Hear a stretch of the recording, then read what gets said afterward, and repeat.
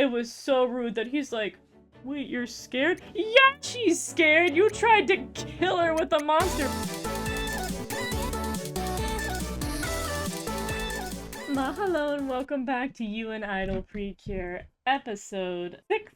We're finally getting into Kokoro's plotline, and oh my god, this episode was so good. Oh, I knew this girl was gonna be my favorite. I knew they were gonna do a good job with her, and they did not disappoint with where we're starting off. Also, the animation immediately was a step up from last episode. Like, they said this is a character introduction episode, so we will do better animation, and I stand. We also, like, go through all of her family members. Like, family seems to be a pretty important thing this season. I don't feel like we always get a huge outlook on what the other team members' families look like. But we get to see that she has a mom who's very busy. She is an office lady. She also lives with both of her grandparents as well. And then we get a peek into my bedroom. Like, hello? Why is this looking like where I live? All the posters, the fan merch. Like, I love that these girls already have fans for, like, the 5 seconds that they've existed. And then I was like, oh my god, they did acrylics in the show. And I was like, oh, wait, her dad's dead. Oh, this is such a whiplash moment because I'm like, oh my god, acrylics, merchandise. And I was like, dead dad. He has a dead dad. That hit me like a ton of bricks, I'm not gonna lie to you. But nonetheless, we pick back up with the concept of the Cure Idol, Cure Wink Research Club, as it has been rebranded, which, oh my, I don't even know. We're not gonna play around. We all know that she's gonna become Cure Kyun. So I am interested to see how this club immediately dissolves, or she, like, steps down from being the leader of the club that she created. It's gonna be very wild. Like, it's giving me Miraculous vibes for anybody who's seen the first season of Miraculous. This is very, very similar. It doesn't take 5 seasons for us to change the status quo on who knows what. Anyways. Once again, like, Kokoro just immediately being super relatable. Like, every time I would go anywhere, when I was, like, in college and back when I was living in New York, I wore headphones everywhere. I feel you, girl. I'm like, the noise of reality is terrible. Let's listen to the good tunes. I also love that they do this artistic bit that whenever something goofy, silly is happening, they use these thicker lines, as you can see more clearly here with Uta, while, like, Nana and Kokoro have the normal thin lines. I think it's a really cute bit, and it does a great job. Like, the comedy is really solid this season. Like, we had a pretty goofy, silly season last season, but, like, I did not expect there to be so much comedic vibes this season, but I'm kind of here for it. I like how goofy, silly this season is already turning out to be. We also learn more about, like, some of the silly nuances of the club. I love this hand pose thing, because at first I was like, oh, the guys are just doing heart hands their own ways, but after rewatching it and then, like, noticing what happened in this sequence, they have, like, a normal heart side on one side, and then they do these upturned fingers, which I assume is, like, maybe to be a reference to Wink or something. Like, one is Cure Idol, one's Cure Wink. I think that's super cute. That's really clever of them. I didn't realize it was so detailed. Also, shout out to graphic design is my passion. We love that they have their own little poster for the club, and they have all these shots, which I assume they just take screenshots of the videos that Purirun is taking, which that camera they be selling this season must be taking high quality photos if it's getting these shots so crystal clear for posters. But I love that. I also love that they immediately go into the canned badges. Like, from what I know with idol culture and stuff, like, DIY canned badges are super popular. They're super big. And I love how, like, sparkly they are, and then, like, the obscene amount of text, too, and, like, the frames, and just, it's so idol culture. Like, they're really nailing the concept of idol culture that I think is, at least the good side of it, that's really cute and adorable. This whole episode was, like, a love letter to, like, I guess kids being like, this is how exciting and fun it is to be an idol fan. And we see leader Kokoro just go all in on the true way of the fan and how you feel when you see your Oshi. It's so silly. I loved it. It's such a goofy episode. And then Purirun's in, like closet jail over here, like, yes, like, I can't even tell at this point who's a bigger fan. Is it Purirun or is it Kokoro? You let me know who's winning that war. I also love that there was this side bit where Uta's like, oh man, I ate Purirun's food. Like, we just starving her? Oh, by the way, Purirun's pronouns did get confirmed in, as confirmed as it gets with Japanese, in a magazine spread where we learned that a future character will refer to her as Onetan, aka older sister. So, we get a little bit of gendered information there with Purirun. And then while Kokoro is leaving, we see what I think is probably the most ridiculous side character I've seen in the Precure franchise. Like, I'm genuinely gonna have to go up and, like, rank all of the goofy, silly side characters we've had. This dude's taking the cake. Also, I hope this dude is friend with Dancing Stars Precure, because he came in here with the moves. He's a dancer, and he's like, Kokoro, abandon your club and join the dance club. And she's like, no, I'm too busy being the world's biggest fan. And she even brought the acrylics, which this terrifies me. Like, if anybody who does not own acrylics, you've got to remove the base when you walk around with it. Like, when you have them in your bag, you got to, like, take it apart. Because if you keep it together and keep it in your bag, it's just gonna get smashed. Not like I've ever broken any acrylics before. But nonetheless, don't have the whole... That gave me a little bit of fan trauma right there. Take that apart. But, I do love that she carries them around. I love to do that and take photos with, like, food and stuff. It's very cute. It's very fun. They're also, like... I think this is the first time Precure has embraced the whole, like, acrylic, because they've been doing acrylics for a handful of years now. Like, I don't know, how long has it been since, like, I know, like, the earliest I can think of is Star Twinkle, but I assume they probably did it back, like, during Huggato was around the first time they started doing these, like, acrylic-type merch.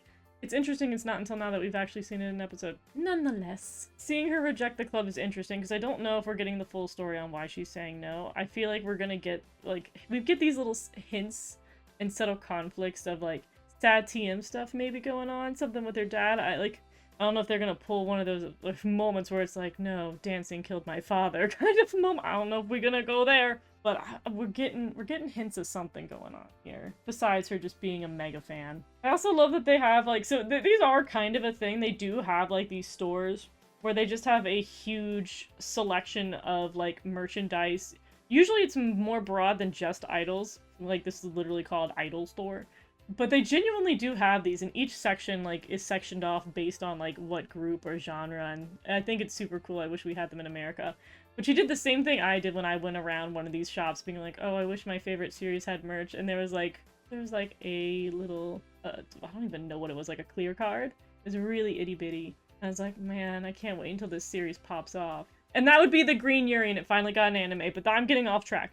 Anyways, she came in here all dejected that there was yet to be You and Idol Precure merchandise, but then she was like, oh my god, I spy some merch. I know what a Purirun is. To which Purirun manages to miraculously, of course, get caught, but then, like, gets a nat 20 on escaping. Purirun's like, over there, and then actually zooms away. It was very impressive. But for what they had high in escape abilities, they have it very low in brain cells, and gets cornered immediately.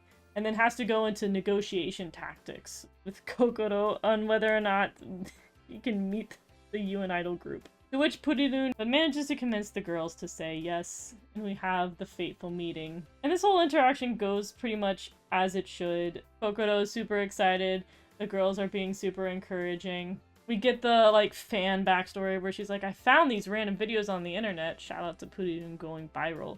And then she was like, I was so inspired. I was just absolutely shook my heart to its core. By the way, the one thing that's really funny is that she's like, this made my heart go kyun kyun, which is, like, obviously gonna be the Cure name. But, like, normally people go doki doki because that's, like, the onomatopoeia for a heartbeat. So, move out of the way, Doki Doki Precure. You're out of here. It's kyun kyun now. And they do this really cool segment where she talks about how it, like, consumed her every thought, which is so funny. But I love this, like, silhouette they do. I love when series do a silhouette, and then it's also a nice lazy way for the artist to just, like, put up footage that pre-exists. But I love this. And the fact that, like, it controls her mornings, her walks. But I love that they did this bit, and I kind of maybe need to watch it a couple more times if they just did frame-by-frame animation, or they did, like, a 3D that they silhouetted here. But I love her, like, doing the arm pose, too. Dancing along with it. Like, I love that they included that in a silhouette. It was so cute. I do love this bit. And then continuing on with the silhouette energy, they're like, oh, well, we would love for you to sing and dance along with us. And I also love that this shot doesn't have them completely silhouetted. Like before, she was completely black on a colorful background, but now they have this like, and they do this a lot in Precure, so it's not brand new, but I love the symbolism of like, you can see a little bit of the color here in that silhouette of each of the characters and kind of like stepping into the light sort of scenario. I really like just the way that they decided to frame this. And then she goes on this like big rant to Purirun about how like seeing the two of them really inspired her, and then part of her inspiration being like, I wish I was them. I wish I was as cool and amazing as them, which I think is very par for the course for a lot of people who are fans of stuff. There's some stuff like obviously you can be a fan of and be like, I would never do that a day in my life. That sounds awful, but I love watching it. But I definitely feel like this will connect with kids where, you know, you watch something like Precure and you're like, God, I wish I was a magical girl. So I love the energy that they have here. And then we learn that her sparkliness power is purple. It's different than the other ones that we've seen with the Purirun Mega Vision going on here. And then Purirun is like, I just had a moment. You can audition for Precure and I'll be the judge. It's perfect. And Kokoro is like, okay. And then she's like, okay, you pass. And Kokoro is like, I didn't do nothing yet. Which, the funny thing is, like, Purirun is right, but also Purirun is wrong. Like, per usual with Purirun, she is just everything at once. And this also just sets up for the fact that I'm about to be emotionally compromised for the rest of the episode. Because we do have the reveal that, conveniently, there's one more idol heart brooch left in Purirun's possession, which she gives to Kokoro. And then we do get this cute little bit where she's like, oh my god, I can be an idol too, and she imagines herself in Idol's outfit, which I think is really cute and nice. We don't ever get to see this kind of play, so it's very adorable. Like, look at her, this is so cute. This is precious. But then Purirun's like, my spidey senses are tingling, there's a monster afoot. And Kokoro's like, I don't know what any of that means, but you know, you said I could do it, so I'm doing it. To which she comes to the shocking realization that being an idol is not being an idol at all. This is actually being a warrior of light. Like, getting smacked with the reality of what a Precure actually is, which, that's rough, buddy. Like, Purirun really did nothing to prepare her for what the reality of being a cure is. Absolutely no mental preparation whatsoever. And then she cowers, and I'm like, no. It made me very sad. I don't want to see her all upsetty, but I knew this was gonna happen because, like, she was prepared to be an idol that sings on a stage. She was not prepared to go into a fight. I also think it was rude. It was so rude that he's like, wait, you're scared? Yeah, she's scared! You tried to kill her with a monster! But then he's like, that's not a very Precure thing to do. Like, they're being so blunt about it. Also, just, he's a fan. That's the reason why he's really upset. He's like, oh, well, I mean, I'm a pretty big, like, I'm actually low-key, I'm a idol Precure fan, actually. And you're not being very, you're not being a real idol Precure. You're not, like, you know, fighting back and being really cool. I just love the sass there. He's gonna just be, like, his new thing is gonna be being a toxic fan. That's gonna be the reason why they're really the villains. Nonetheless, of course, Uta and Nana show up, and they're like, we shouldn't transform, and they're like, yeah, we gotta transform. Glad we had that discussion. And then they kick butt. It's a good fight, solid moment. Kokoro realizes what a Precure actually is. Purirun, you know, includes the important part of, like, hey, by the way, they fight things, and we're protecting the world, woo! And the girls, you know, Carrie saying very encouraging words, going on about, like, what it means to be a Precure, yada yada yada.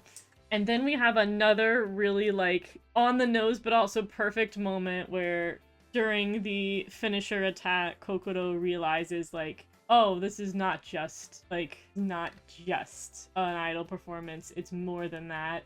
As well as also kind of having that moment where she's like, I imagined myself on stage, but now you're just a member of the audience. Like, it hurts! This hits me in the Kokoro. Oh yeah, also Purirun does this little dance at the end and yeets a heart and smacks him in the face. I mean, Purirun's getting stronger. But we end on a very sour moment where Kokoro is like, this isn't me, I can't do this. Which puts this into being a 2-part arc for her debut. Ending on this very tense moment where, again, I feel like there's gotta be more to the story besides just being like, whoa, that was scary, and I don't know if I can do it. I feel like her reservations for, like, taking the leap and just kind of putting her in this fan position has something going on there. I don't know what it is. Whew, I feel like next episode is shaping up to be something like really big. I'm very interested to see where they take her, and I do not regret thinking that she was going to be my favorite character because she is absolutely delivering. She's such a little ball of personality, and I'm obsessed. But we will see where they go with her and how they handle all of that forward. With that being said, wrapping up this episode, for anybody who is watching this around the time I actually post it, apologies for people who are watching this in the distant future. I will be doing a stream not too long after I post this episode tomorrow, which will be the day for you, or the past for whomsoever you are now. But I'm going to do a stream where I'm going to do a quick little ranking of the current Precure seasons up until, like, short of doing You and Idol, and rank them on how I feel. Just do a little tier list. Mess around with that, get some of my feelings out, and see where I am currently with the franchise without going into too much, because at that point I'll be here forever reviewing all of the series. But nonetheless, I will see you guys next time. Bye-bye!